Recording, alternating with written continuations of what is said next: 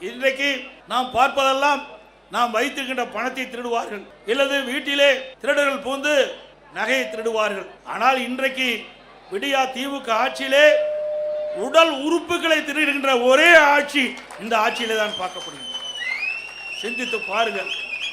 நாமக்கல் மாவட்டம் அந்த பகுதியிலே வறுமையின் காரணமாக ஏழைகள் அவருடைய உடல் உறுப்பு கிட்னியை முறைகேடாக இன்றைக்கு திமுக கட்சி சேர்ந்த எம்எல்ஏ மருத்துவமனையிலே அழைத்து சென்று முறைகேடாக அவருடைய கிட்னியை இன்றைக்கு திருடியிருக்க என்று சொன்னால் இந்த ஆட்சி எப்படிப்பட்ட ஆட்சி என்பதை எண்ணி பார்க்க வேண்டும். அது மட்டுமல்ல, இது கண்டுபிடித்ததும் திராவிட முன்னேற்ற கழகம் தான். இதற்கு ஒரு குழு போட்டதும் திராவிட முன்னேற்ற கழகம் தான்.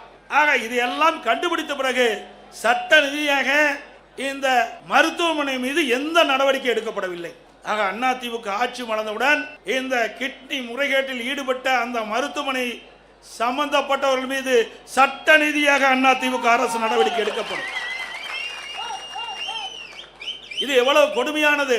நாட்டிலே பாதுகாப்பு கொடுக்கக்கூடிய ஒரு அரசாங்கம் அந்த ஆளுங்கட்சி சேர்ந்த எம்எல்ஏ மருத்துவமனையிலே இப்படிப்பட்ட கொடுமையான நிகழ்வு நடைபெற்று சொன்னால் இந்த ஆட்சி எப்படிப்பட்ட ஆட்சி என்பதை மக்கள் எண்ணி பார்க்க வேண்டும்.